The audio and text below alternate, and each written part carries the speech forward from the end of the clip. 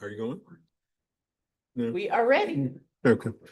I guess I don't really know her very well, so I should. Oh, okay. All right. Hey, everybody, we're gonna get started. It's time for the Mickey Mouse Gang to kind of get together and do their thing. The Mickey Mouse Club. Mickey Mouse Club. I'm sorry for those of us who are not quite old enough to. Does anybody remember the Mickey Mouse Club? Did anybody watch? It's still on? Do they have is the original Cubby still on? He would be like 1,000. See, no one knows what Cubby is, so you did not watch the Mickey Mouse Club. All right, that's okay. Good afternoon, everyone. It is December 8th, 2025. My name is Douglas A. Welton, and I'd like to welcome you to the December 8th work session for the Charlotte-Mecklenburg Planning Commission. We're meeting here in room 267 at 600 East 4th Street. Since it's that time of year, ho, ho, ho, and season's greetings to everyone. For viewing by the public and the media, today's meeting is being streamed online on the Planning, Design, and Development Department's YouTube page. So we gather here on the second Monday of each month to have a good time and talk about planning-related stuff. Mostly it's just a good time most of the time, right? Okay, we'll you guys, obviously it's not. We'll begin this afternoon with introductions by the members of the Planning Commission, and we will begin all the way to my left with Commissioner McDonald. Teresa McDonald, Planning Commission.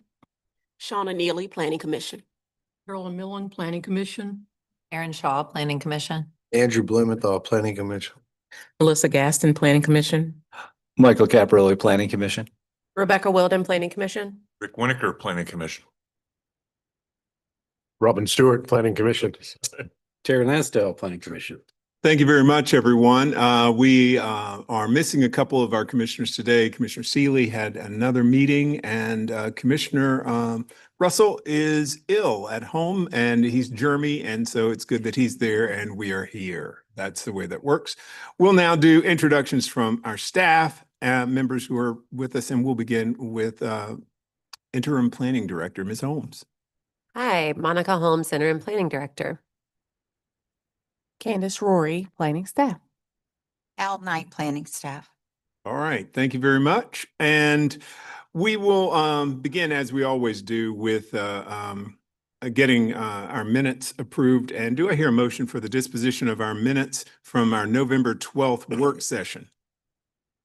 Millen, motion to approve. Gaston, second.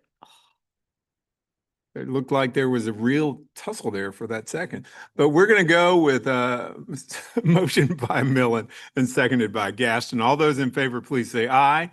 Aye. Any opposed? That passes unanimously. All right, everybody. We are fortunate enough to have a couple of great guests on our agenda today, and we'll get started with Mr. Keith Stanley, who is the President and CEO of University City Partners. Is that it? Yes.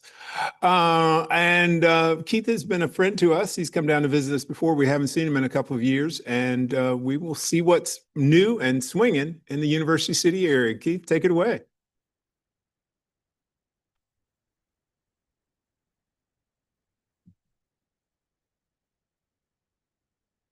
Does it make sense to come up here or?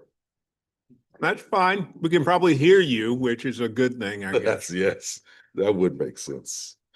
Hello, how's everyone doing on this beautiful, beautiful Charlotte day? It's just Are you in the same city we're in? Keith Stanley, President and CEO of University City Partners. Good afternoon. Thank you for the invitation today. I appreciate the partnership and the opportunity to share University City, what's all happening as we continue to serve one of the most important economic engines for Charlotte. Our work is centered on a simple premise. There's actually 4 elements to it: strengthen quality of life, fuel economic competitiveness, build a district that is connected, innovative, and welcoming to everyone who lives, works, studies, and visits here. With that said, I'm gonna dive right on here. Also want to say thanks to the staff, really helpful. I'm not sure of all, but it's really helpful to have somebody on the behind the scenes making sure that presentations are ready to go. University City covers nearly 10 square miles, one of the largest municipal service districts actually in the country. We are Charlotte's second largest employment hub outside of Uptown, and more than 100,000 jobs across tech, finance, healthcare, logistics, research, higher education. Our district includes major anchors, of course, the UNC Charlotte, of course, our University Research Park that we manage, and the Lake and Town Center at University Place. University City Partners has served the district for over 22 years, guided by our board of representing businesses, development, education, residents, and civic leaders. Our mission: shape great public spaces, drive smart intentional growth, and elevate the quality of life. Our vision: thriving, connected, vibrant district anchored by UNC Charlotte. Just a couple few fast facts from the last time we were here, just to level set. University City supports more than 100,000 jobs and serves a trade area of 185,000 residents, including 40 inside the MSD. We have 2,700 hotel rooms, occupying about 71%, with occupancy around 71%, with continued interest in additional hospitality investment. We're actually looking at adding an additional 200 hotel rooms this upcoming year. In addition to hospitality investment, University City welcomes 5.4 million visitors last year and nearly 40 million total visits.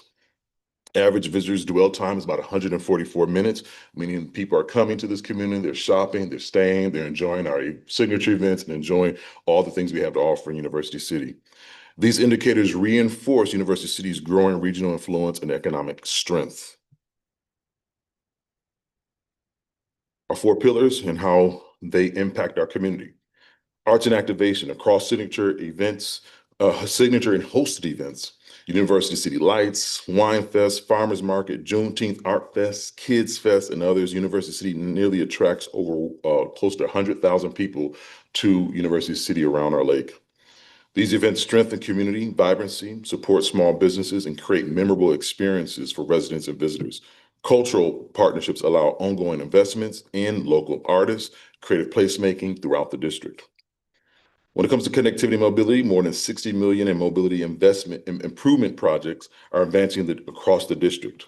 The J.W. Clay Boulevard streetscape, close to $13 million project, will deliver wider sidewalks, protected bike lanes, safer crossings, improved access across the lake, the Blue Line Extension, surrounding businesses, and one of our key economic engines, University Research Park.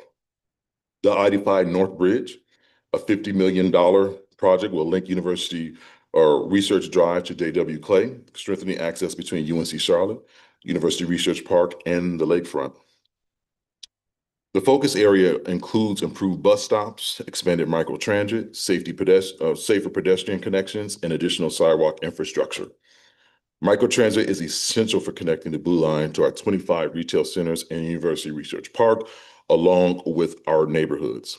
Around economic development, industrial sale prices grew more than 12% from 24 to 25, one of the highest rates in Mecklenburg County. University City gained nearly 470,000 square feet of positive office absorption.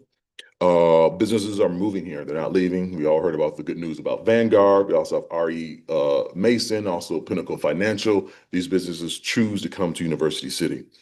Retail vacancy remains extremely low, 3.1%, far below the national average. More than 10,000 new multi-family units have been delivered since 2018, reflecting the strong developer confidence. We also have our small business initiative. We've engaged over 1,200 businesses through workshops, surveys, and on-the-ground engagement. University City Partners supports major redevelopment efforts, including University Research Park, revisiting for that area. We're looking at what that office park could mean for University City and for the Charlotte region. We're also reimagining University Place lakefront. So we're working closely with the new owners at owners of the shops at University Place, Red Hill Ventures, on how we can reimagine this beautiful lakefront access. Around marketing and promotions, digital campaigns generated more than 760,000 impressions this year. Video storytelling, community profiles, event recaps remain top performing content. Our newsletter remains at nearly 50% engagement rate, far above the industry standard. This visibility strengthens economic positioning, supports small businesses, and elevates the district's identity. When we talk about transportation and mobility, mobility is central to access, and this is key. We got behind the transportation referendum, you guys, and we pushed it because we saw the value it would bring to University City. Mobility is central to our access, opportunity, quality of life in University City. Our long-term strategy is multimodal. That's rail, that's bus, that's microtransit, that's greenways, safe crossings, walkable, bikeable streets. We got to get there. We got to get there. More than 60 million in investments is underway currently. We're hoping to push that to continue to connect University City. We need more sidewalks. We need more ways that people can get around our beautiful neighborhood. These projects improve the safety, reduce congestion, strengthen connections between neighborhoods, employment centers, and UNC Charlotte. Key alignment areas include improved ADA access to our bus stops. We're definitely taking a look at that as we work with CDOT. Expanded microtransit, connecting once again University Research Parks to the Blue Line extension, and stronger first and last mile access to the Blue Line. Regional transportation advocacy remains a top priority for us, including work related to the proposed transportation referendum. Once again, the focus will be microtransit coming out of that. Public safety indicators across University City indicate that we're trending positively, but we are going to lead in on this because we want to make sure that we continue to keep University City safe. It's reinforced by strong partnerships with CMPD, Charlotte Fire, code enforcement, and our hopefully piloted ambassador program. To strengthen our approach to cleanliness and maintenance, University City partnered with UNC Charlotte to complete a comprehensive trash study over a year process, giving us actionable data-driven insights. So one thing we learned is that people see University City as a clean, safe spot, but they are concerned about some of the things that you may see as you're driving along Charlotte, whether it be the shopping carts and some of the tires and abandoned cars. We're going to look at ways we can improve that working with an ambassador program. The study identified targeted hotspots primarily in our retail and construction areas where we enhance maintenance and infrastructure will generate meaningful improvement. More than 50% of litter collected consists of non-biodegradable materials. And so we had this great student at UNC Charlotte to help us understand about this trash and how we can collaborate with our anchor institutions, our businesses on waste reduction and stewardship. Also, the community feedback remains an important guide. 85% of our survey respondents share that cleanliness directly impacts their sense of safety. The study affirms our strategy for expanding a waste infrastructure and refining contractor routes and rules and policies and preparing for more robust ambassador program capable of addressing more than 55% of some of that trash and issues that we're dealing with within University City. What's ahead? The transformation of University Place Lakefront represents one of Charlotte's most significant placemaking opportunities. Just by a quick show of hands, who's been around the lake in the past year? University City's lake. Oh my goodness, this is amazing. And we are excited about that lake because we know what it means to the community. It's a privately held asset, but it's a public, community asset. And what I mean by that is that we understand that people are coming to the lake. Over 3.4 million visitors are coming to the lake, and we want to understand how we can engage them. They're staying longer. We have numbers that are now increasing more than our pre-pandemic numbers, and we see the value of what that lake means. Red Hill Ventures has acquired the shops at University Place, and UCP, University Partners, is partnering with them to imagine the full lakefront experience. What does that mean? What does that look like? UCP is coordinating with our 23 property owners around the lake to develop this investment and this redevelopment. A major public art installation will launch near the library this spring. Be on the lookout for that news. We're also making sure that we are connecting with our small businesses. And so we have a continued outreach strategy working with UNC Charlotte. We have around 7 interns each semester. They're knocking on the doors of our estimated 1,500 businesses and connecting with them to understand their needs. And this is really, and as it relates to UNC Charlotte's R1 designation and what that looks like for University City and what that means. With this research status for the university, we are looking at how we can partner with University Research Park to when IP comes out of the university, that it has an opportunity to land in Charlotte in University Research Park. These combined investments reinforce University City's trajectory as a vibrant, connected, innovation-driven district. Wrapping this up, let's see here. Yes, hopefully you got the sound going. I'm gonna finish up here, but then I'm gonna play a video and then because we can open up for questions. University City is connected, growing, and opportunity-rich district. Our work strengthens Charlotte's economic competitiveness through mobility investments, placemaking, small business support, art and activation, data-driven economic development, and we value our partnership with the Planning Commission. Together, we're shaping the district with that works for residents, students, employers, and visitors alike. With that said, I'm gonna play this quick video. University City is a heartbeat, a dynamic part of Charlotte, home to the most diverse community in the city. With a young average age of 30 and a rapidly growing population adding 2,000 families per year, we're a community on the rise. University City is an economic powerhouse, home to UNC Charlotte, 20 Fortune 1000 companies, 4,700 businesses, and over 100,000 employees. It also features University Research Park, a global hub for innovation and job creation. University City is arts, culture, entertainment. We boast multiple golf courses and Topgolf, the Carolinas' only IKEA, an eclectic culinary scene showcasing global cuisine and signature events throughout the year. University City is connectivity and mobility. With the Blue Line extension and 30 miles of greenways and trails, getting around is a breeze. We're home to the Harris and Tryon intersection, one of the most traveled stretches of roadway in the state.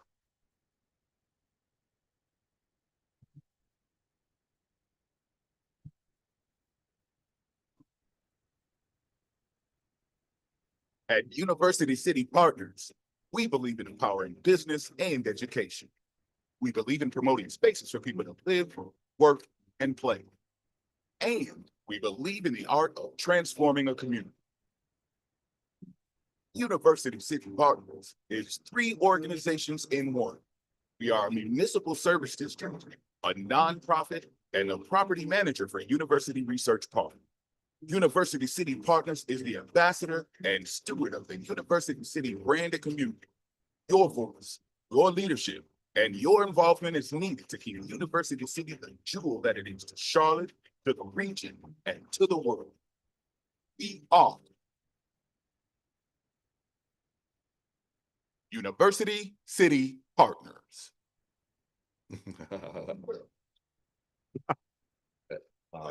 And I will say most of the talent, the majority of the talent, if not all, came from University City. And I was not the voiceover for that. It was actually a resident. So we connected with the residents and people throughout the community to actually produce this video. So. Thanks, Keith. Thanks. That was a great presentation. I will open it up to questions from anybody on the commission. Do we have any questions around? Anybody got a hand that want to throw up? Commissioner McDonald. I am curious if you guys have goals around housing units within the MSD, if that is something that you working towards adding more housing units. Commissioner, thanks for the question. A couple things around housing units. One, currently we haven't outlined necessary goals, but we do have areas that we're leaning in on for more density and other areas less. So as we look at the Blue Line extension and the transit-oriented development along Tryon, we're looking to press towards more density around Tryon, more density around our lakefront, more density around our major thoroughfares, W.T. Harris, Mallard Creek Church Road, Mallard Creek Road.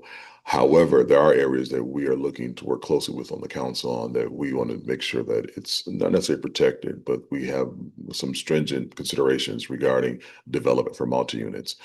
University City, we are welcoming to the development and what's happening. University, we're adding about 2,000 residential units a year. However, with that being said, we want to make sure it's smart growth and it's not taxing our infrastructure. And currently that's just the case across Charlotte, but definitely University City. Some of the improvement projects we talked about, like the I-85 North Bridge, will assist us in some of those issues that the pressures along with the development and growth. And so we necessarily don't have necessary goals.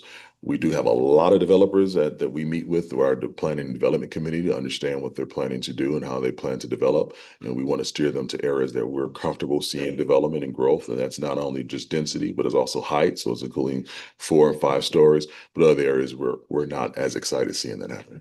If that answers your question. Commissioner Lansdale. And maybe excuse me, thank you for being here. It may be for a better time and a follow-up email or conversation, but I was looking at your financial reports and have done some research on municipal service districts across our city, especially with the new one in South Park. It was an opportunity to kind of see one come from the ground up.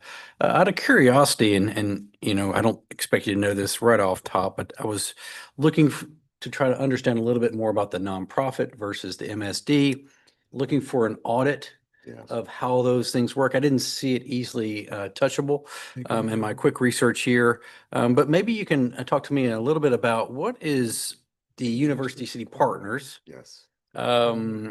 discretionary fund at this point. So how much funding do you have an opportunity to expend in the next fiscal year based upon your tax revenue increase or tax revenue production and what you have already committed? Do you have a feeling for that or? Yeah.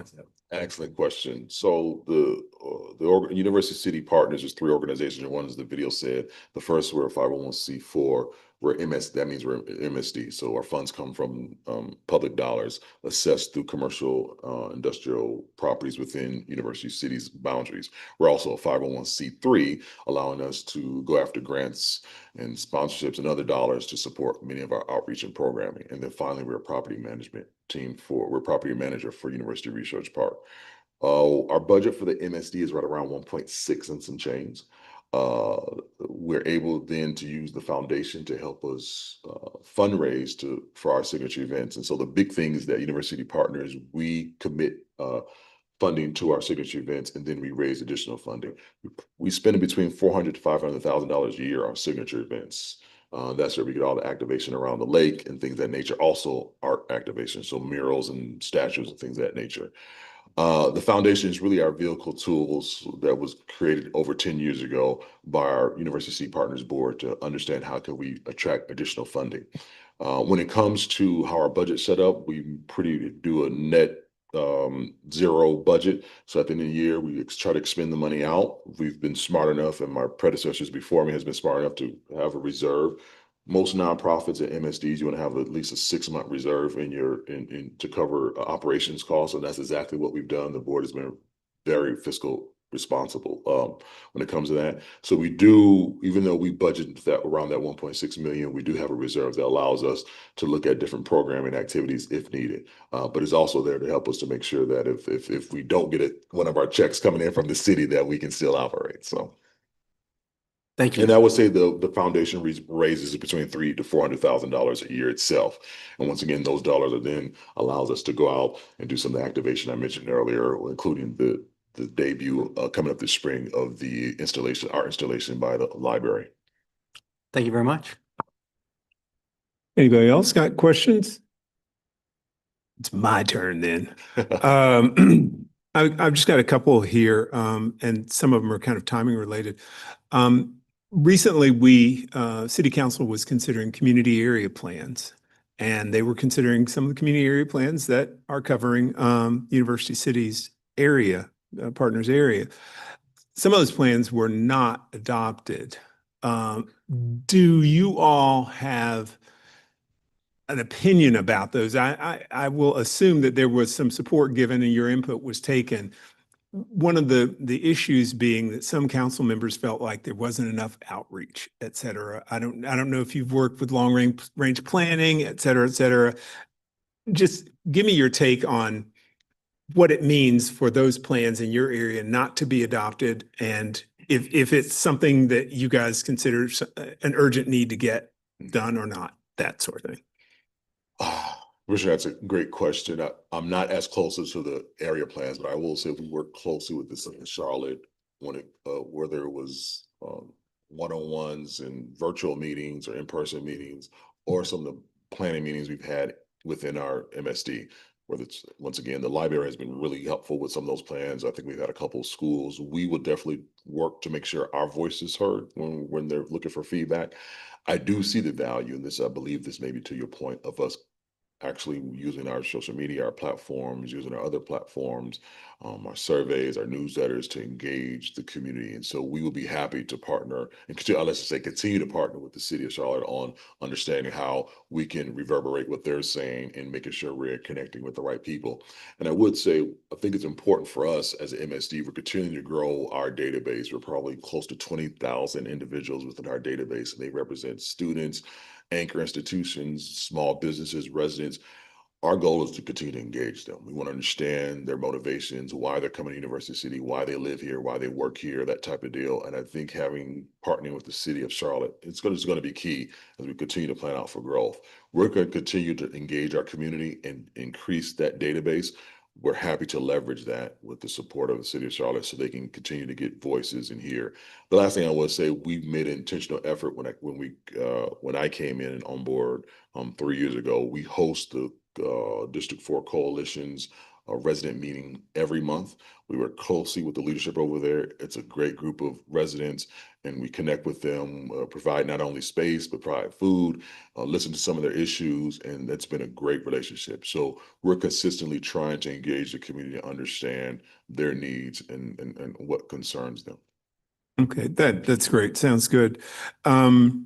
A couple of timing questions. The I-85 North Bridge thingamabob, it's a technical term. Everybody has their little mile of area that they drive around in their neighborhood, and it's theirs, and mine is not the I-85 North Bridge. What's the time frame for all of that construction? And I'm assuming it's not finished, but again, I only drive around in my mile, right? So a couple of things, those two different projects, I believe the I-85 is another 2 years. It's going to still be a while from my understanding. And okay. The J.W. Clay, I think it's the J.W. Clay street reconstruction or for J.W. Clay Boulevard actually is a little bit longer. And I think that's actually 2020 into 2027 or even in Q1 of 2028. So it's still going to be a while Okay. for us for those two projects. How does that relate then to, you talked about re-envisioning the research park, and I used to work in the research park. I worked for a company that was a software company, and that seemed kind of researchy. But there are some companies that don't quite seem very researchy. So what's a re-envisioning mean? Because to me, a re-envisioning means we're going to get, if it's going to be a research park, this is going to be a patent generating engine. Yeah, now it could have houses because we have Research Triangle Park where they said, let's only put businesses in here and not put houses. You can see how that worked out, right? So what's the re-envisioning? Is it going to be done in 2 years when you can now drive across the bridge thingamabob, to get there real easily? This is excellent. This is right up my alley. So a couple of things, we actually had the opportunity to go visit people behind or current leadership behind Research Triangle Park, just to get an understanding of some of their concepts and ideas. You're absolutely right when it comes to housing. Who brought it up? Housing is going to be key. And ultimately, I think that we have to position University Research Park, and this is actually happening through this vein of Charlotte. We have to position University Research Park to be a place where businesses can land once they're developed, whether they're coming from outside the state or they're coming from inside the state.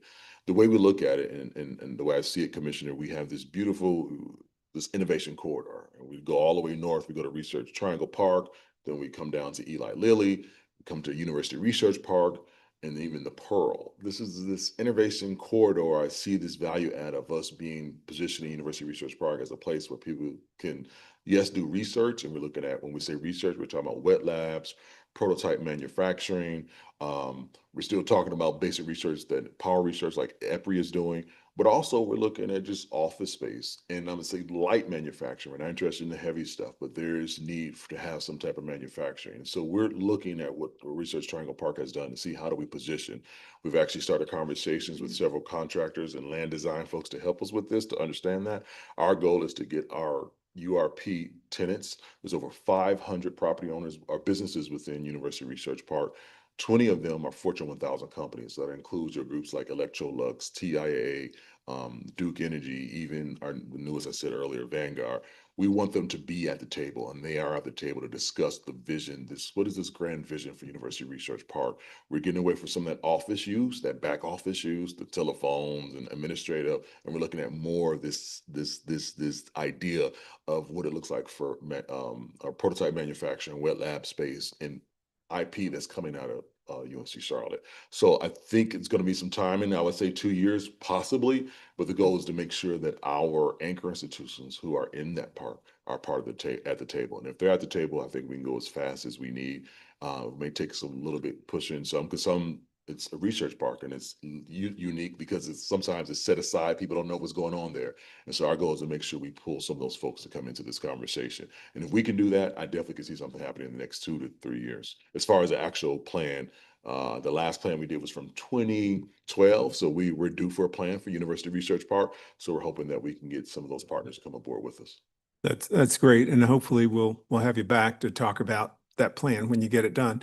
Anybody else got any questions, comments? Keith, as always, good to see you. Thanks for coming down to hang out with us. And we'll come drink wine with you at that thing that you guys do. The wine vote. All right. Awesome. Thanks bunch. Our next guest is Clark Spencer, and Clark's going to talk to us. And there's one person applauding. It's his cousin's wife. And we'll get this out of the way already.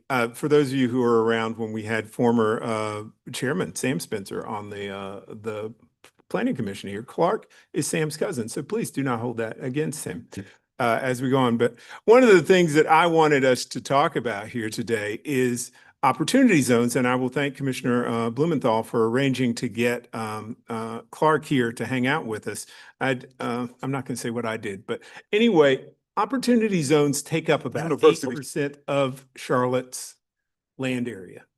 And for those of you who don't know about the program, we're all going to learn here in a minute, but 8% of Charlotte's land area is not an insignificant amount. So the question is, what does it mean to have this program in our area? And Clark, I've teed it up for you. It is all on you now, buddy. Light it up. Thank you very much, Commissioner. So my name is Clark Spencer. I'm Managing Director of Investments at Grubb Properties. I oversee our fund management program. We actually started at Grubb Properties 7 years ago, specifically to launch our Qualified Opportunity Zone program. I'm gonna do 2 quick caveats to this presentation. First, and apologies, it is not quite as visually intriguing as the prior presentation. It's a lot more facts, and I'm happy to have a discussion as well at the end about opportunity zones. The second is, while I am, I am at Grubb Properties, I'm here today in a personal capacity. I have opinions here that may or may not be the opinions of Grubb Properties. I'm happy to talk about what we've done in the community and our portfolio and things like that. But I'm not here representing my company. So the original Opportunity Zone program, just a little crash course quickly. It was passed in 2017 under the Tax Cuts and Jobs Act. This was the big Trump tax cuts in 2017. It was actually initially initially proposed as a bipartisan program. It was originally a standalone bill co-sponsored by Senator Tim Scott of South Carolina and Senator Cory Booker of New Jersey. So it had bipartisan support from the beginning. And the sort of the program overall, it designated these 8,600 low-income census tracts across the U.S. To be the targets for investment from private investment that's tax incentivized. What the original design of the program, they estimated some, I think it was, I've heard different estimates, but some 600 billion was the original sort of figure that was being thrown around. $600 billion in pent up capital gains. That's not realized capital gains. That's, appreciated stock, appreciated real estate assets, anything but because of the sort of capital gains tax and wealthy owners of assets not generally wanting to pay taxes, they a lot of these gains were trapped in the market and inaccessible. So the Opportunity Zone program was designed to incentivize people to take those chips off the table and reinvest it in areas that had been historically underinvested. I specifically say underinvested because all areas are ripe for investment. It just depends on the type of investment you're doing. And it's not that these areas truly were underinvested because they had the opportunity, sorry the pun, to really take capital and make changes in the communities. So basically the program works is if you have an existing capital gain and you take that capital gain, if you reinvest it in a specific type of private fund, a qualified opportunity fund within 180 days, and there's ways that you can, there's different timing and all that, but you get three primary benefits under the original program. First was a deferral of the recognition of that gain until the end of 2026. Obviously, that time is approaching. But this was passed in 2017. Really, first investments were late 2018, really kicking off in 2019. So ultimately, for a lot of people, that was a 7-year tax deferral. And then the second benefit is a reduction in that deferred tax for if you had held it for 7 years by 15% or for 5 years by 10% by the time you got to the end of that deferral period and paid your taxes. So that's both a deferral of an existing gain and a reduction in the tax burden of that existing gain.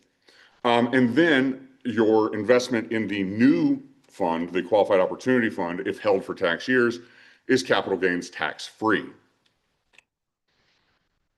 So how was it implemented? Originally they came out with the bill, and then it took them about 1.5 years to really promulgate final regulations from the Treasury Department.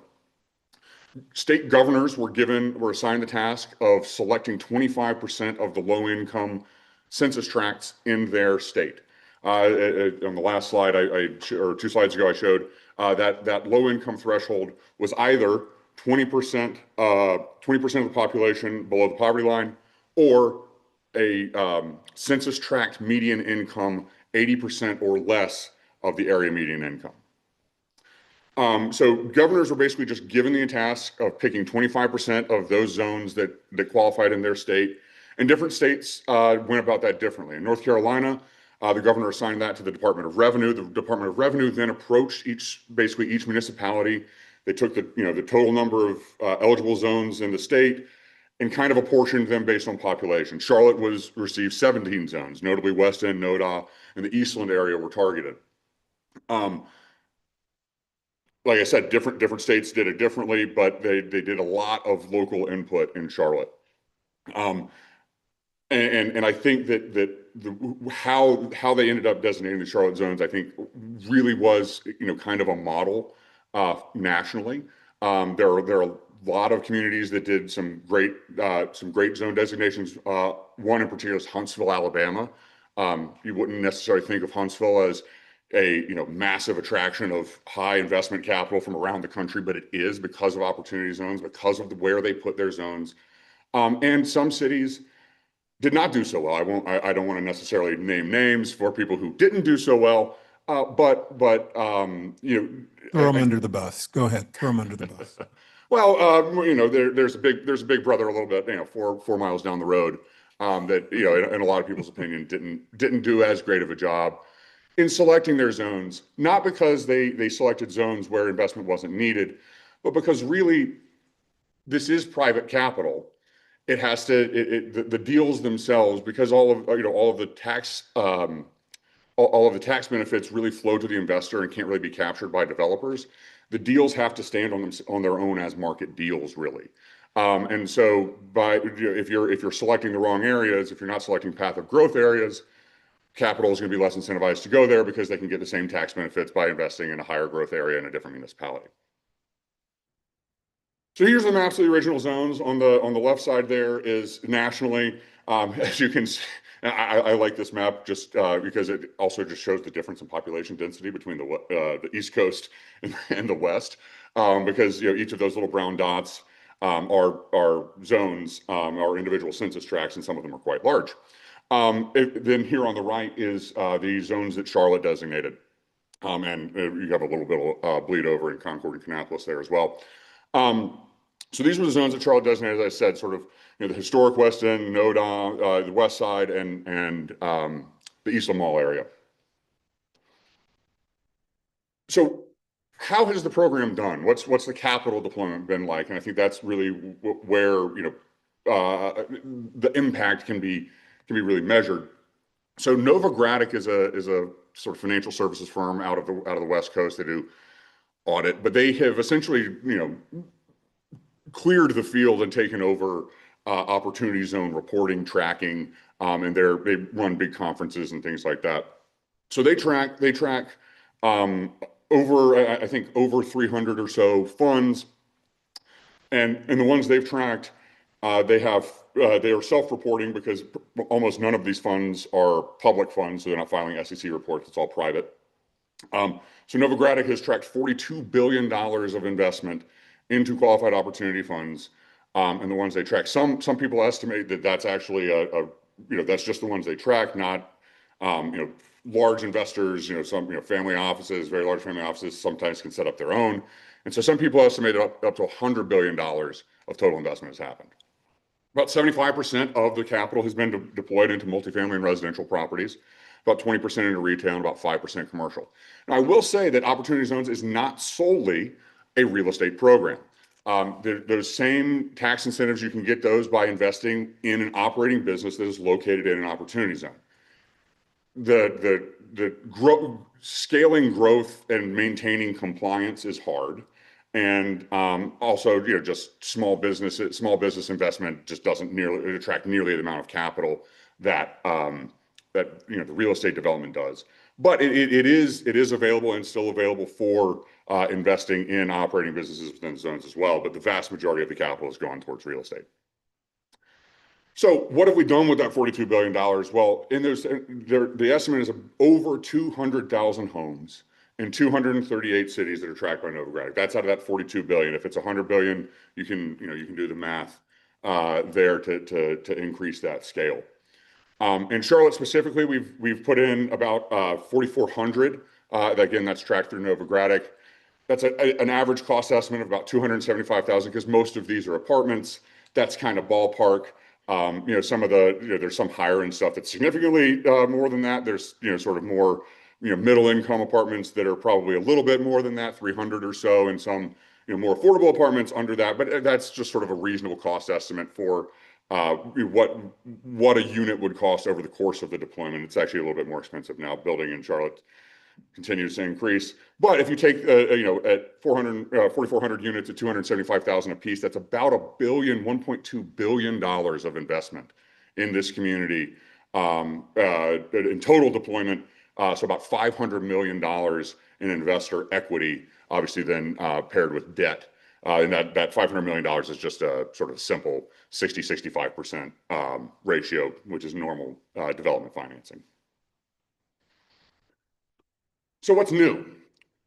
Under the Big Beautiful Bill Act that was passed earlier this year, we had a total refresh of the Opportunity Zone program. So originally, the Opportunity Zone program was slated to end at the end of 2027. It was a 10-year program that was authorized. What they have done is made it a permanent program. So it's now a permanent part of the tax code that gives investors a lot of confidence because as someone who is raising capital in Opportunity Zones, especially early, especially around the elections in 2020, a lot of people were asking, oh, well, what happens if this gets repealed? What happens if this all goes away? I think that there's a lot more security in the program now. We're setting it up on 10-year cycles. So the same sort of 10-year program, we're just going to set it up in repeating 10-year cycles. And the zones themselves will be declared in years ending in 6. That's next year. So we're about to declare new zones. Charlotte's going to get new zones.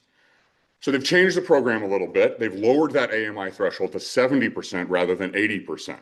And they also had sort of a little bit of a loophole where you were used to be able to designate adjacent zones. Can't do that anymore.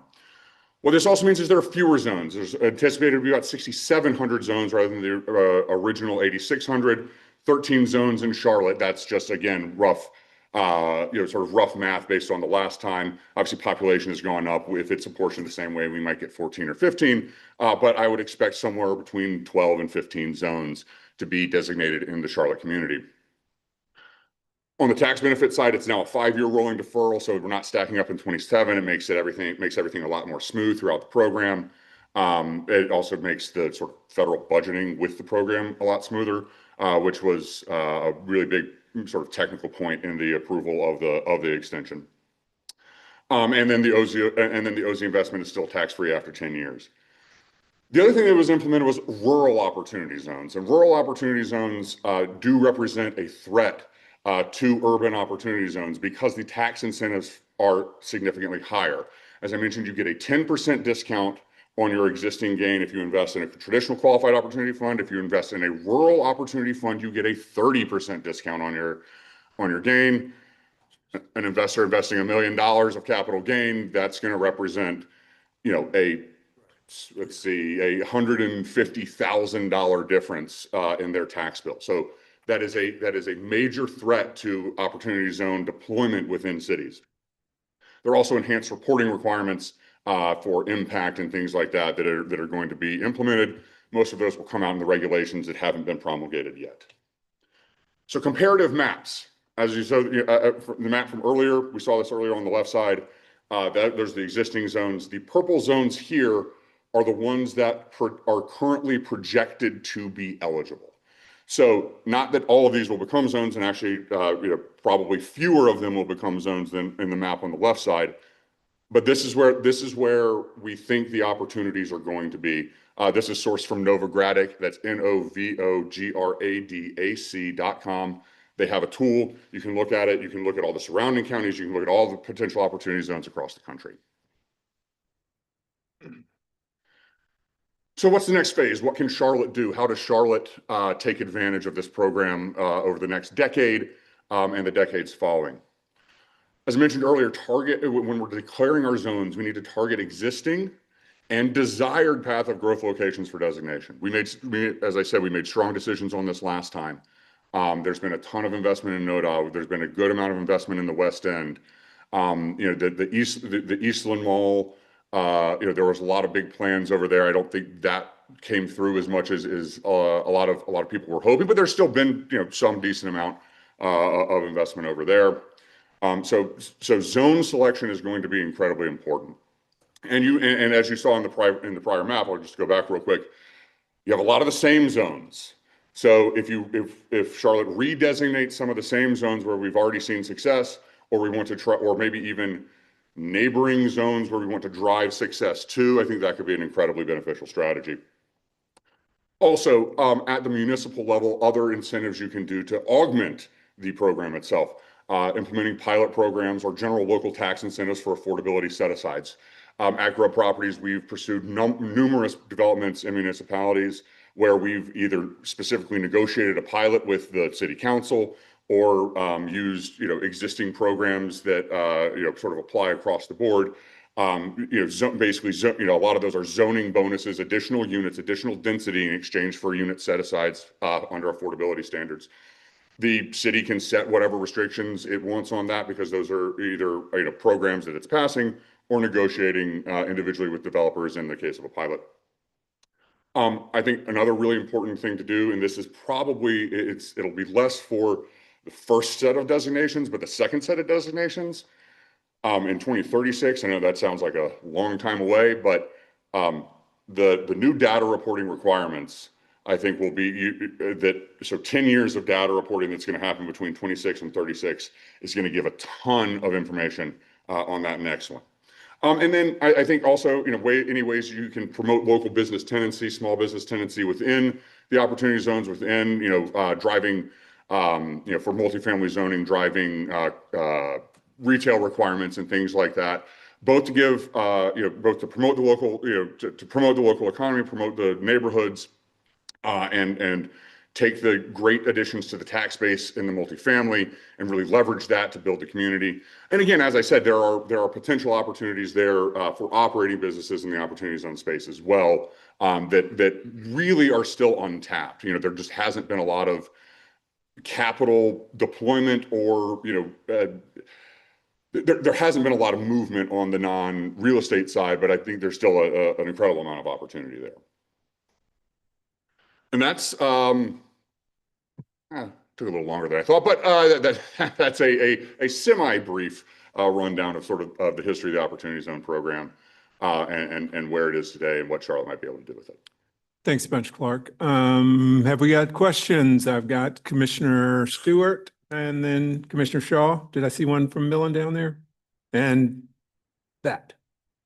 Go ahead, Robert. Hi, thank you for the presentation. Super interesting. Question I have is in NODA and West End and Eastland, could you estimate how much of the development since 17 or whenever the program really got rolling was related to opportunity zones versus just regular development? I'm most familiar with NODA. And so the actual zone in NODA is on the Tryon side of the tracks.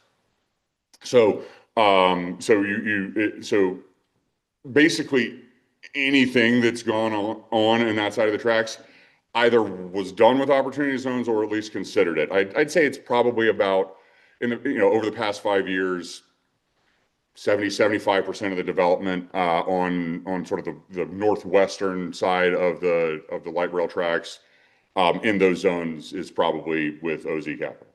Thank you. Thanks, Clark. This was really, really interesting to listen to and get your take on. I'm assuming, and I could be wrong, but that most of the stats that you were quoting regarding OZ development related to new construction development. Yes. And I was just curious whether as a firm or personally or just anecdotally in your dealings with others, you all have explored OZ funding with regard to existing assets, because I think it can. Yes. So, But as I recall, it's harder. it is harder, and I'll explain it. I'll explain it briefly, or try to be brief. In opportunity zones, if you buy an existing asset, you're required to invest over a 30-month period after you acquire the asset. You're required to invest an amount equal to your basis in that building minus any basis attributable to land. So, for example, we purchased an office building in downtown Chapel Hill. It was about 35% tenanted. We kind of de-tenanted it and did a major rehab total. And that was, and it's a qualified asset, and that's a way that it works. It's hard to do that with existing multifamily because one, the amount of capital that you can put into a building while there are tenants there, it is tough to reach that reinvestment requirement, particularly because the more tenants it has, the more NOI it has, the more valuable it is, and so the higher your reinvestment requirement. So low occupied buildings, great. Low occupancy multifamily.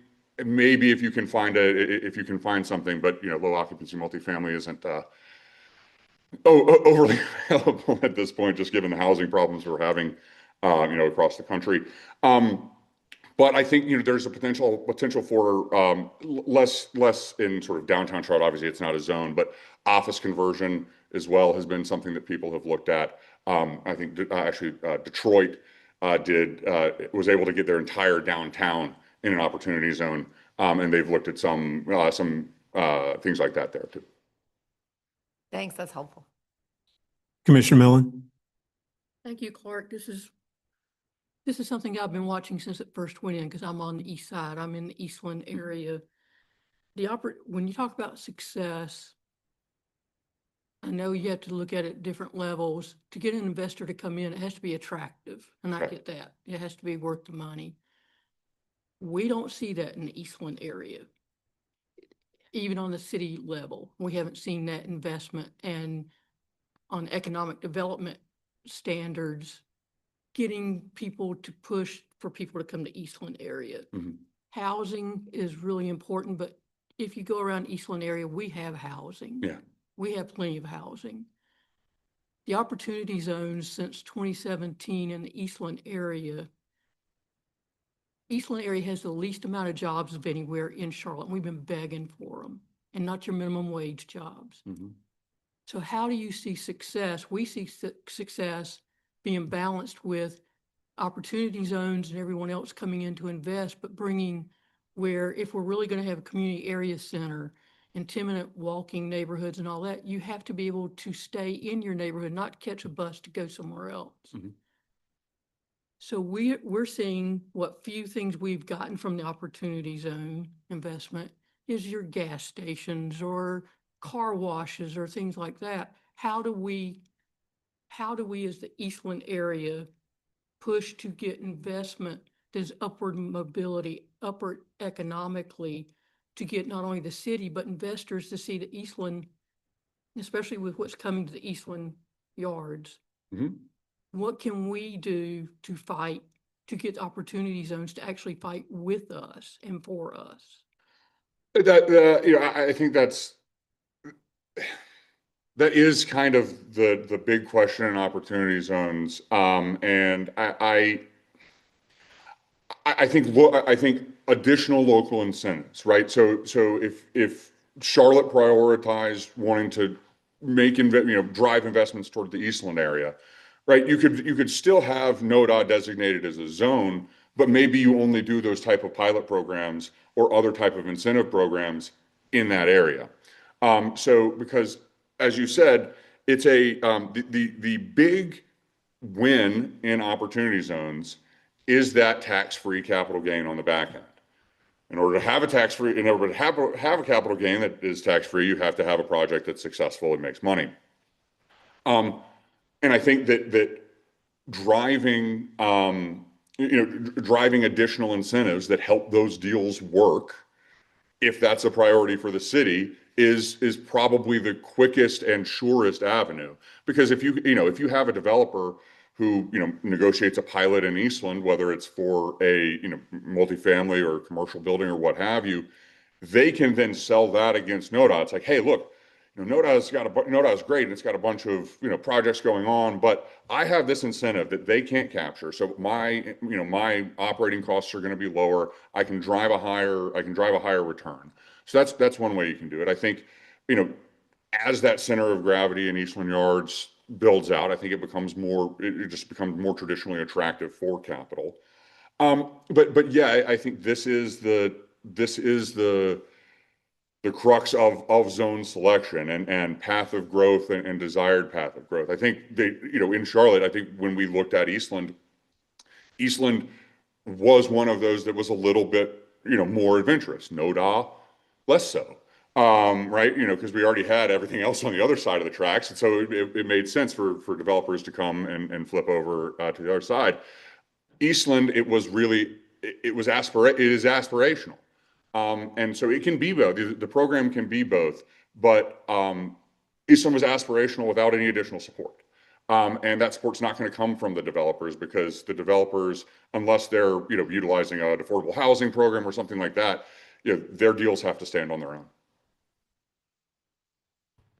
You good?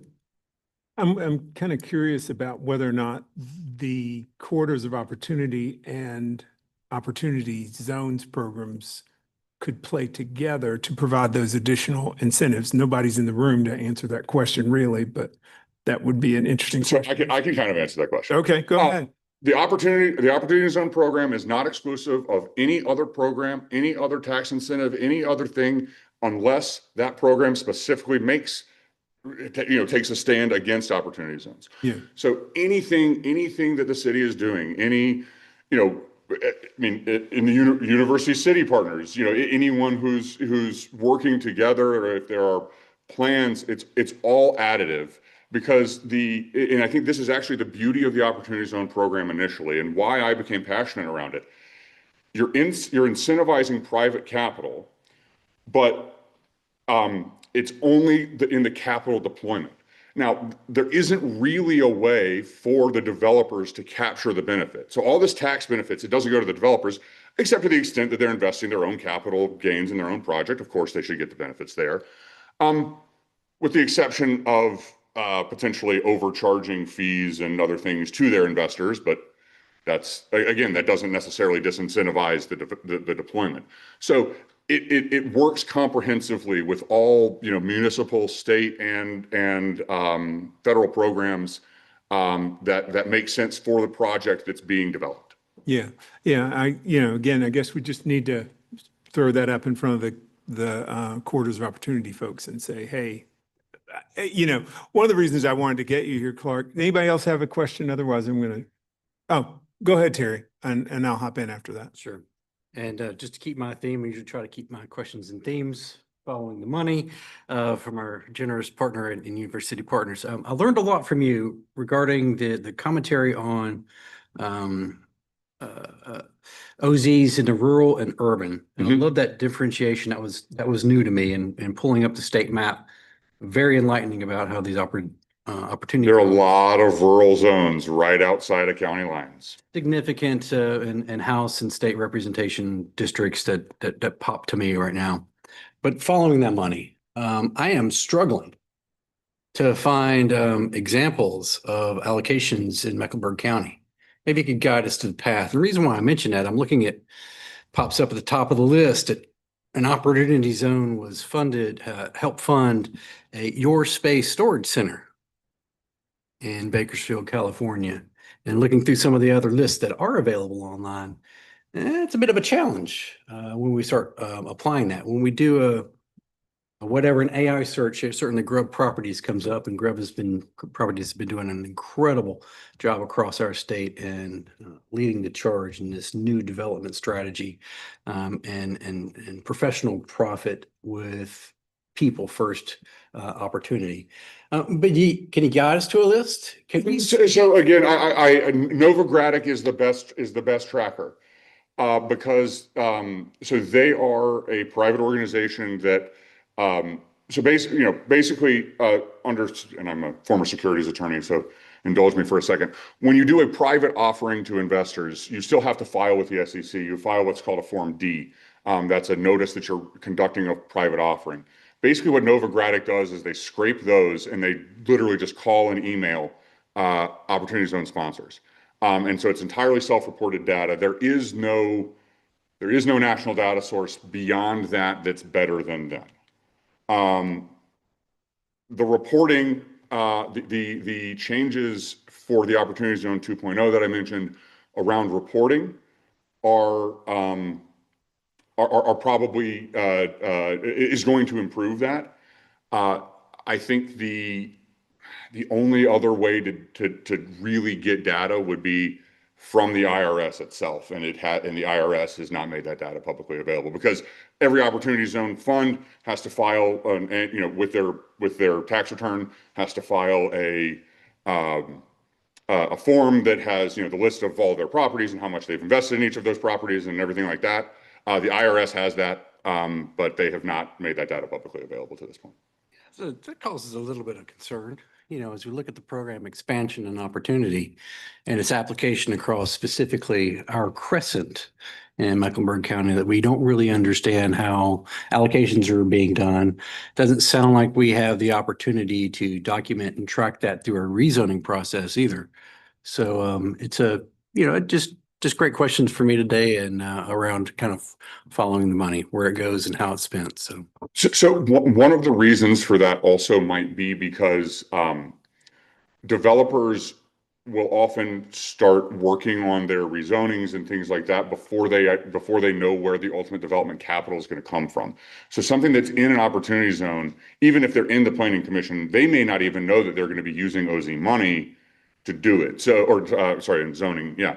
Now many will, but I mean, yes, I absolutely think that heightened standards in zoning and questions in zoning would be perfectly reasonable and appropriate for the city to be asking. I think that getting data, as we all know, data is the new gold rush. Getting the data that backs up the efficacy of this, I think, is very important. That's why I'm incredibly happy about the reporting requirements that they've included.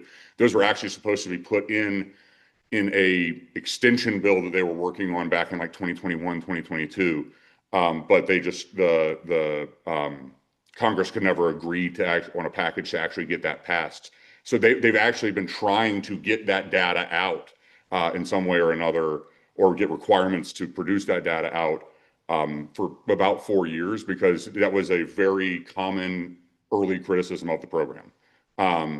But yeah, Congress couldn't get on the stick until they did the revision in 2.0. You good, Terry? Anybody else got a question, comment? Clark, one of the reasons I wanted to have this discussion is that, to me, opportunity zones offer people, obviously an investment opportunity in portions of our city. And as I said before, my calculations is about 8% of the city. But it also, in a certain way, freezes those investments for a period of time. And how does that work with the city's planning and how we want particular areas to unfold? And these are all long-term questions. I guess to get to my question, 27 is coming up and people will have held on to their investments for long enough to get some money and move it to another place that might be Not different. quite. Well, soon. Sure. They soon. will Starting- get to, yeah. Starting in 29. Yeah. Soon people will get to that place. And what I want to get from you, and again, this is your opinion, so we'll take it for what it's worth. Are we going to have a place where all of a sudden people are going to unload Wilkinson Boulevard because, oh, there's a better place for us to put our money over here? And should we even, I got to believe there's not going to be a mass unloading, but there's going to be a kind of a trickle, I believe. Yes. So in some senses, yes, there will be. And that was also another question that I was asked very often when we were raising capital. Hey, if all of these properties get sold in 10 years, is that going to be a fire sale, in a submarket that's going to affect my value? And potentially it could be, but here's the thing. Most of the capital that's deployed into opportunity zones has been real estate. And, despite the fact that there, it is all this capital flowing through this program, it hasn't actually significantly changed at a macro scale how much is being deployed into real estate. And so these have, these deals sometimes have longer timelines because, you may need to hold them for 10 years. But I'll be quite honest with you. You can sell buildings, recap buildings, and engineer basically sales of buildings that allow investors to preserve their tax status. So on the whole, I don't think you're going to see a massive exit because the vast majority of these properties and the vast majority of the capital is, even though it was developed with private, generally individual investor capital because it's a tax incentivized program, they are not of a different standard or quality or attractiveness than a traditional, multifamily institutional developed asset in South End or in NoDa, the other ones right across the tracks. So when they come to sell, they'll have the same market as those, and the transaction volume, I think, will generally end up just smoothing into the background. Okay. All right. That's great. If that happens, then I will say Clark said it was going to happen and it's okay. Anybody else have any questions, comments? Thank you very much, Clark. I hope everybody on this side of the table feels smarter now about this. Or Andrew has Clark, something. one quick thing. You touched on it briefly, and I think you phrased it well that it's a little bit untapped. But there is a whole component of opportunity zones that relate to businesses that are in opportunity zones. Can you speak just a little bit? And again, I know you're more focused on the real estate side, but can you speak a little bit to the economic, like the tax benefits of having a business in an opportunity zone? Just because I think that there's, like, I personally don't know much about it. I know a lot about the real estate side, and I think it would be helpful to understand that to the extent that you do. So it's actually exactly the same. So all of the tax incentives, all of that are the exact same for investing in businesses. You just are owning a business asset rather than a real estate asset. So it's still tax incentive only for the investors, right? The people actually putting the money in. Now that could be good for a local business because it expands their access to capital. Because it's tax incentivized, that should theoretically lower their cost of capital if that capital is available. I've seen a few incubators in municipalities around the country that have tried to play a sort of hybrid real estate with a business incubator inside to try to build those out. It's just, you know, the problem comes with scale, because if you do invest in a business that's like in one of those incubators that becomes a unicorn, once it's ready to grow outside of potentially even literally the office that it's in, because the businesses are required to show income sourcing requirements, you know, how many of their employees work within the zone, how much of their sales are in the zone, and there are different ways to qualify, but it all ends up revolving around physical presence in the zone. So if you hit a high upside, right, like people who are making venture early stage investments are looking for those unicorns, looking for 20, 50, 100x investments. But if a unicorn is going to hit 100x, it needs to not be geographically limited in where it can source its income, where it can source its people, where it can house its people. So that, I think, is one of the sort of barriers to that. Now, if there's someone who's interested, you know, who has a capital gain and wants to launch a restaurant, and that restaurant's going to be in the zone, awesome, that works. Or, you know, other types of local small businesses. Again, it has the potential to have access to capital, lower cost of capital, but, you know, traditionally those types of, you know, large investors who can write those checks that get the value out of the program haven't traditionally, been investors in those types of businesses. And then that 10-year hold, it would only occur when you sold the business. Correct. Okay. I mean, and you could sell, I mean, the business doesn't have to be sold, right? If you invested and bought 30% of a business, you could sell the 30%. Right. I'm just thinking more to your point, like a restaurant, like. Yeah. If you sold, yeah, exactly. All right. Cool. Thank you very much. All right. Was that the last question? Again, thank you very much, Clark. Welcome. Thank you for having me. And I'm still sorry about the Sam thing, but you know, I understand. yeah, whatever. Anyway, thanks very much. And we will continue on right now with our planning director update. Monica, it's your turn to run the show.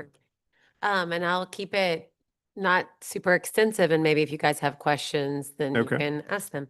I did just want to say, Carolyn, to your point about Eastland and the growth, and I think that if Eastland is an opportunity zone again, you'll see, like with the Scout Motors announcement and a big job creation in Plaza Midwood, that it could really drive more investment down Central. And so I think that that's something that's, anyway, something to watch and something to be excited about, because that's going to be transformational job growth in a area that does not have it at all. So it's like 1,200 jobs and 2 huge buildings is what will be there. So on to planning related, more specific planning related things. So as you mentioned, Douglas, the community area plans, 7 were adopted, 7 were deferred, and they will be heard no later than March 22nd, I believe, at the Monday council meeting. So we are currently really just exploring exactly what that path looks like and what does additional engagement specifically focused around neighborhoods and how neighborhoods grow and change will be what the focus is. We actually have a staff workshop tomorrow to finalize what our path forward is with those area plans. But we will likely, our goal would be that we bring some before March 22nd. If we believe they are ready and we believe we have community support, we'll bring those forward. So what does that mean for you all? Those of you who sit on the zoning committee will start to see it play out, kind of what it looks like for an area to have an adopted community area plan and what it looks like for those that do not. So we will be sending an email this Friday, because this council meeting on the 15th will be the first council meeting where we will have some petitions under new adopted policy and some without new adopted policy that are still being rooted in the 2040 plan and formerly the original policy map. So you're going to see staff analysis. So the ones that go to hearing this Monday, the decisions, nothing will be different. They had already had their hearing prior to the 24th, November 24th. The hearings is where you will see us start to acknowledge what is in an area plan, what is in an adopted area plan geography and what is not. And so as long as we have some that are adopted and some that are not adopted, you're going to see a different version of policy analysis take shape between those two. And we're happy to answer questions and give more guidance. And if you're interested, I don't have a map with me, but if you're interested in what is adopted and what is not adopted, hopefully you all receive our 2040 subscriber list newsletter, but we did list like what was adopted, what's not adopted. If you go to cltfuture2040.com, you can see your geography and see, you know, what is in and what's in what geography, and then kind of figure out which is adopted, which is not. And so I'm happy to answer questions around that. We will also be, we have a maintenance text amendment filed. It'll go to hearing in January, so you'll be hearing about that. We'll be doing a brief overview at a new committee meeting in January for City Council. And so I believe the plan is that you guys will get a preview of that too in January. And so that would be a January hearing and a proposed February decision. Other things, we have our strategic plan well underway. We have our survey closing today on the strategic plan. So for staff, so we're getting a lot of feedback around from staff right now on that. And those are the major things going on. We're in the middle of budget season, so we're getting ready for next year's budget request, which it sounds crazy because we're on a fiscal year budget, but that's really what's going on in the planning department right now, and we're happy to answer questions. Thanks, Monica. Anybody got anything they want to heave at Monica? Commissioner Wilden. Question. What is the education for new council members going to look like? Because that is a big worry that I have. Yeah, so I did a orientation with the 3 new council members on the Tuesday before Thanksgiving. So I had about an hour with them to give them an overview of the 2040 plan, the UDO, and the zoning components. We're also doing 30-minute meetings this week with the individually to review rezoning petitions for new council members. We have 2 of the 3 scheduled, so I'll do another reach out today to see if we want to have the 3rd scheduled, but that district, they have 1 hearing, no decision. So there are obviously different levels of decisions and hearings depending on what district you represent. So we'll be doing that this week. We also, and I don't know if you guys are aware of this, but we have a noon meeting on the day of the rezoning meetings. We have a noon meeting for all of council. And so we've also offered to walk them through, so at next Monday's noon meeting, all the council members are invited. And I expect that some of the new council members will pop onto that. And we usually do a deep dive if people have questions and answers on cases. So that's where we are for now. I mean, it's a learning curve. I know I've spoken with Councilmember Driggs, and he was going to do some individual reach out too, just to answer questions and give people kind of this is how it works. Because again, December 15th, you'll be making decisions. So we want people to feel prepared. And then for the March 22nd, is that like the last day that community area plans can be adopted and they go into effect? Or is that just like that is an internal date? That is the date that was voted on. So it's no later than March 22nd. They could be deferred again. I mean, there's no magic to that date. You know, I mean, yeah, do I want that to happen? Maybe not. But it's not like a do or die date or something that is just like what the adoption date was. I appreciate they did actually change the language during discussion to make it no later than just that date, so that it's a staff option to bring plans forward sooner if they're ready. You good? And the whole thing with new council members is you really do have, it is not instantaneous, the knowledge transfer. Commissioner Lansdale. I really like the booklet that was given out at the Planning Academy. Oh, good. Hope that will be concluded in the future and hopefully shared with everybody else. Yeah, sure. We can get you all copies. We actually gave all the new council members a copy of that booklet. It's an overview of just all the things going on in the planning department and kind of how our process works. And so we can make sure you guys have seen it. But Kathy's team actually put it together, and it's really a great primer to planning in the city of Charlotte. Commissioner Shaw? This is going to just show my general ignorance, but when you started, Monica, by saying the difference obviously is going to be seen in, I guess, the petitions and the hearings between the areas where the plans are adopted and the areas where they aren't.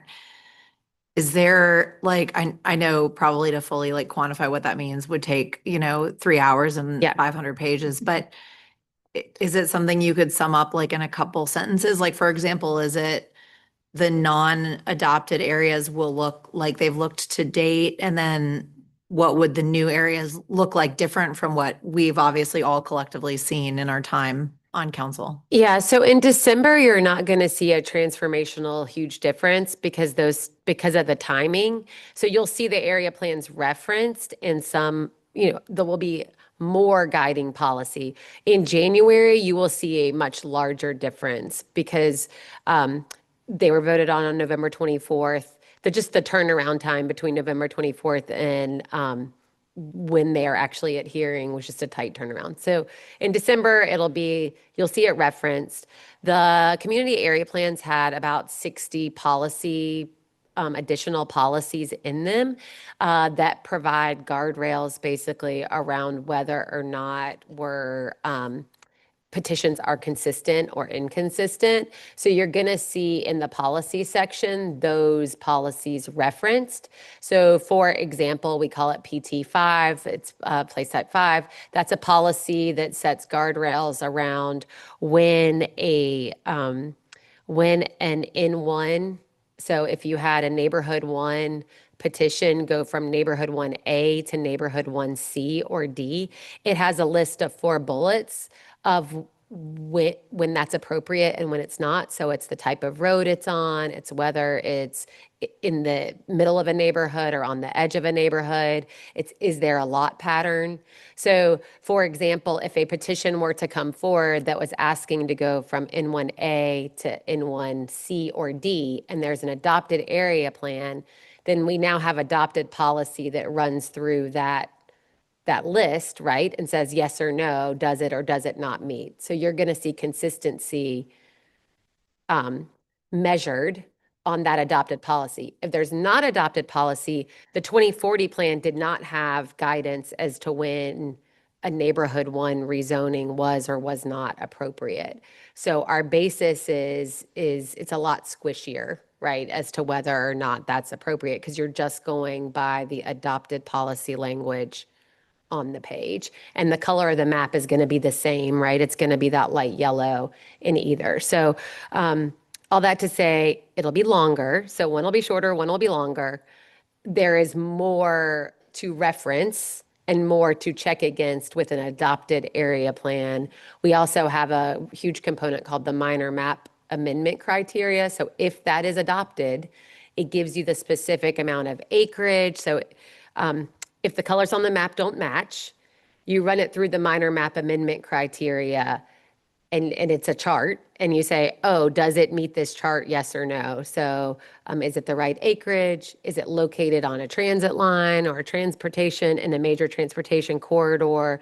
And it basically creates a yes, no. So it's a yes, no, and that's not in the 2040 plan, right? That's additional guidance that the area plans add. So when you'll see those things referenced. Got it. So right now we're seeing our petitions and having the meetings, and generally it's sort of like, does it meet the 10 goals? Yeah. And do we kind of agree that it meets, I guess, the 2040 plan? And what you're saying, I think, is that it's going to be a lot more prescriptive and sort of definite in terms of, I mean, I guess Yeah. staff can I mean, still there's pick- discretion. There's always going to be gray of, planning is gray. It's not always a black and white, but there's more guidance. So more clarity and prescriptive of yes, it meets or no, it does not. Okay. Thank you. That's helpful.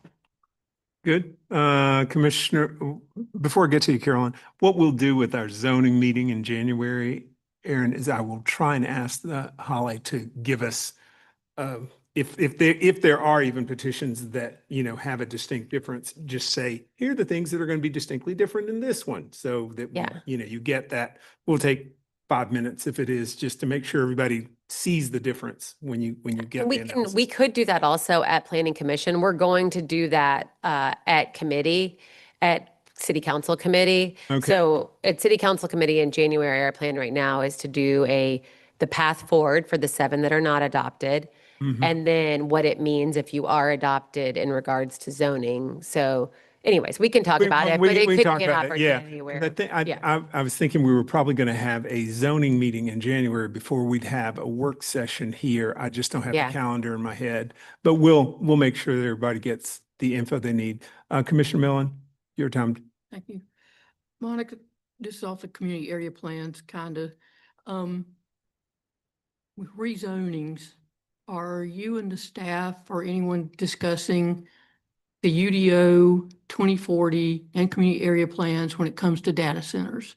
Because right now it's kind of not defined as far as, can kind of go just about anywhere from what I'm reading. Are y'all looking into any wording or defining of areas or place types or anything like that for data centers? Yeah, right now there's a few efforts underway to, like, we track, I actually just got a table this morning, a new table on data centers.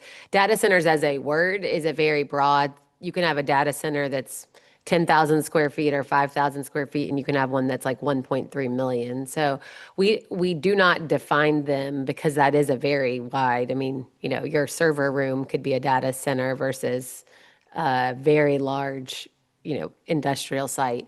But we are trying to track the larger ones, both from a planning perspective and from Charlotte Water is also tracking them from just a water usage and energy perspective. Dave and his team are kind of looking at like what are best practices across the state and the country. I mean, it could have some policy implications. We might move some things forward in a summertime text amendment. That's what we're kind of discussing within state law. What can we do? What can we not do? But I mean, it has become a hot topic.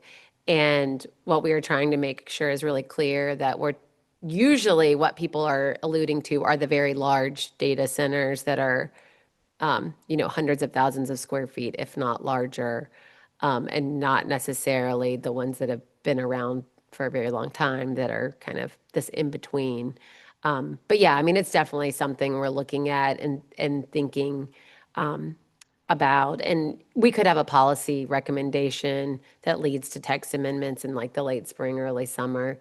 It's definitely a hot topic on council right now. Thank you. Data centers everywhere. Mhm. Anybody else got a question or comment for Monica? If not, we are on to the last couple of items of business here, and it is what were you guys doing over the last month? It's time for us to talk about that. And before I do that, I will say Clayton is not here today, but many of you may have heard Clayton was appointed to the Metropolitan Public Transit thingamabob, right? So I have no earthly idea how that's going to affect his life. I did ask him to make sure that he gave us a little bit of feedback about that. But so I think there were like 5 or 6 planning commissioners, because Terry was in the hopper, Will was in the hopper, Robin was in the hopper, former Commissioner Gusman was in the hopper. I think I feel like I'm missing somebody. We also had former planning staff in the final interviews as well. Okay. All right. Yeah. So lots of folks, but I'm at least one of us made it to that final thing. And how his life turns out, we'll have to check with him in a year, see if he's still alive. We will begin our What You Did Last Month with Commissioner McDonald. I am not really prepared to answer the question. I'm sorry. Mostly Derrida stuff and as it relates to the new opportunity zones, possibly. the red line, just lots of changes coming to that particular part of Charlotte. That's my focus. Commissioner Neely. Not much in the last month. I'll get back to you next month. Slacker. Commissioner Millen. I attended the East Side Nonprofit Faith monthly meeting, which this last time was based on pretty much everything that was going on the past month in Charlotte, and went to a couple of neighborhood meetings. That's about it. Thank you very much. Commissioner Shaw. Nothing material to report outside of meeting with some petitioners on zoning petitions. Thank you. Commissioner Blumenthal. Just trying to look. Nothing crazy. We're at the county commission meeting after planning committee last month. Which I actually had to leave before we actually even got to the important stuff, because that was right when Border Patrol decided to come to Charlotte. So that meeting ended up taking a very long time. And I celebrated Thanksgiving. Okay, thanks. Did they, you're No, like this Thanksgiving, not the original one, right? I No, was just checking. who, Terry, were you there that night in the chamber for a county commission meeting? It looks like Kathy left. A portion. Oh, Were yeah. you- So yeah, I was in there. Were you there yeah, when they for got the, to the for the hearing and discussion? Yes. Were there after they got after they got from public comment to the hearing Yes. on was there anything material from that? I don't recall anything material that, Okay. that All yeah, right. it was, Okay, cool. That's what I assumed. I They figured it was really just probably said glossed hey. over, but yeah. okay. Okay, cool. Thank you, Okay. guys. Commissioner Gaston. Nah, I was chilling. You were chilling too? Okay, all right. Commissioner Caprioli. Nothing this month. Hopefully next month I can report that I've got another 14 acres of tree save area for the Charlotte. Yeah, so county commission meeting with planning committee, and then a couple of the new council members reached out wanting to talk about planning. So lovely. I did show them my my spreadsheet, and I said, Spreadsheets. but I'm not on zoning right now, so like this isn't updated. But they liked it, so. If only they get spreadsheets, then spreadsheets for everybody. Commissioner Winiker. I've been a little distracted the last month. Yeah, nothing to report this month for the committee. Let's see, I made a presentation at the Gaston Lincoln Cleveland MPO. I was invited to speak at the Capital Area MPO in Raleigh, and have been participating in the CRTPO meetings remotely. Also, as mentioned before, was on the, I'm not sure I get the name right, but the planning retreat. I think you're going to get the brochure maybe from that event a few weeks ago. Staff did an incredible job. It was like an 8-hour day on a Saturday. So it was a great day to spend the day with staff, and then attended various city council and board county commission. All right, thanks, Sherry. Since you all were slackers, I did everything last month, I guess. No, I had we had a very interesting meeting with the folks that are trying to redevelop Brook Hill Village. Melissa and Aaron were there with me just to try and understand that situation. And for those of you who weren't, it's one you might want to pay attention to, because there's a ground lease in effect there. And the redevelopment of anything on top of that basically is stuff that could get scraped away in about 25 years. And so the city's trying some interesting, or the planning department's trying some interesting things to see if we can get some movement there. For those who've been around Charlotte for a long time, you know, Brook Hill Village, or Brook Hill, has been, it was something else for a long time. It was not the best thing for a long time, and it's been scraped for 6-7 years or so. So trying to get to the next place for that. There was also a rezoning petition that involved an interesting kind of confluence of the community area plans not being adopted and changes to what could possibly go in an area. That was an interesting discussion that we had at our zoning meeting last month. There was the planning coordinating committee. That was something that I guess all the different planning departments get together, and once a year there's kind of a meeting thingamabob. And so I went, and there were 5 or 6 of us there, something like that. Folks, it was Pineville, Huntersville, or no, was that Cornelius and Davidson, and Monica was there as well. So that was all cool. And I think that's about it. I feel like I left something out, but that was about it. All right, I know the one I left out. I had a very interesting discussion at Thanksgiving with a gentleman who is Dutch, and the Dutch have an insane, almost Charlotte-esque housing crisis going on. Actually, there's probably much worse. But it was a very nifty discussion about what were possible solutions to their housing crisis, and to talk to someone who participates in a very highly regulated market, and how laws and stuff get in the way of getting actual housing built. So I may have him come talk to us via Zoom, that sort of thing. And one more thing, now I remember what it was. Has anybody participated in any of the meetings about the I-77 expansion? Yeah. Does anybody have an opinion about that? All right. And all right. If a facial expression is enough. What I'm wondering is, I may craft a letter and ask for us to sign on that letter. I will probably touch base with some of the faces that I see here to see if we were all thinking the same thing. But I think that it may be worth some time for us to craft a letter and put that in the public domain about how we feel about that. Okay. Enough said. Let's do our homework. But she grunted like an old lady, didn't she? Oh, it's not like you're lifting tonnage over there or anything.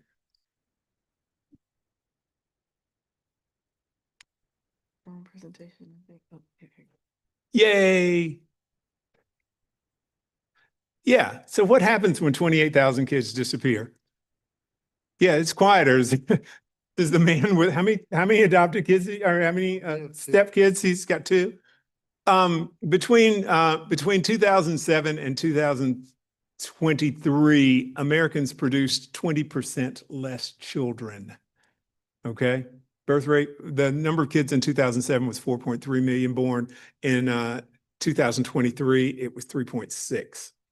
That's a lot of not kids. So what happens if CMS loses 20% of their kids? Hey, I'm thinking I can buy the school in my neighborhood, and boy, would it make a great place to put some apartments or some townhomes. It's an interesting question. I'm not the only person asking this question. 20% less kids. What does that mean? You can buy, Chicago lost 70,000 kids in their school system between 2015 and now. That's nothing to sneeze at. All right. But I'm saying you can buy a school. Next slide, please. Oh, this one I love too. Well, let's go back to the first one for a quick second. Go I ahead. really would like to make sure that when we look at this, we take a hard look at the opportunity zones, which we had a presentation on, and we start looking at the census tract data for the ages associated with that Yeah. quality, and you find an interesting correlation, right? Oh, you bet. You bet. They're going to be dark green on that little map. All right. Waymos. How many, is anybody gone? Aaron, didn't you go? Aaron rode in a self-driving taxi, right? Anybody else? Robin's ridden in a self-driving. Melissa's done it. Yeah. All right. My 84-year-old dad did. All right. Now, the question is, what are those Waymos doing when there's nobody in there? Are they sitting in some place just kind of hanging out, or are they on the road? They're on the road. Data centers. They're on the road. And one of the things that I've always protested about with self-driving vehicles is that self-driving vehicles will make traffic a nightmare, because people will start sending their car to Target to pick up their groceries. They will send their children, they'll get a self-driving car to go pick up their kids. They will send the self-driving car to get their cleaning. And an example of this happening was in the 1940s, there was a company called Haloid that invented a process that made, anybody ever use carbon paper? You have to write and put the sheets right? Well, so Haloid invented a process that basically got carbon paper out of the way. It made it really easy to make copies. IBM was going to buy Haloid, but they decided they didn't want to buy Haloid because if they captured all of the market for carbon paper, they wouldn't make any money. However, that company changed their name to Xerox. Okay? And what happens is not only did we use all of the carbon paper, it made it really easy to make copies of everything. And so now you don't go make one copy, you make 45. Jevons paradox, Jevons. Okay. Self-driving cars are going to be a nightmare if they ever actually happen. But this is something to think about because again, what's that car doing when you're not in it? Next homework. Oh, we got to go back. Okay. We got to go back. Come on now. If you're giving us homework, we got to make sure we include the link in Crash Course by Woodrow Phoenix. Crash Course by Woodrow Phoenix. So I got an over and under that we're going to have an automated vehicle kill somebody in 2026. Anybody want to? Yeah, very good, very good. So the title of the book is How to Get Away with Murder by a Car. So hopefully we're going to treat deaths on our road differently as we move forward and we continue to adopt AVs. People driving cars kill 40,000 people a year. That's right. 40,000. Yeah. And that number hasn't appreciated. But as soon as one Waymo bumps into another car, it's on the front page of the newspaper. Right? Jeopardy, I like to say Jeopardy. Aren't rational. Yeah. I'm just saying what happens when people use these in a way that we can't use a regular car. That's going to create a lot of additional traffic and trips, I believe. Ubers can be used in the way you're mentioning. People send Ubers to pick up their kids. People send Ubers to pick up, and was that in last month's homework about last mile? The person delivering packages on my street, I saw them like 4 times one day. And I thought, could this not have been one trip? And what are they doing? They're in the car, they're driving down the road. You've seen this. They're looking at their phone. They're trying to figure out if that's the address 4 times one day. And I thought, come on. Anyway. They might want a different time. Yeah. Anyway, next. This one, do any of you follow the City Nerd guy on YouTube? Okay. Delahanty, I think is his last name. See, so he rode down from San Francisco down to, I can't remember if he got all the way down to San Jose or not, but there's a new electric train. And, you could have like a light rail in your city. And what if every stop at the light rail was pedestrian friendly and full of restaurants and bars? I don't know. This video was very enlightening. So I thought you guys might find that interesting. What do you do if you turn TOD all the way up to 11? Spinal Tap reference.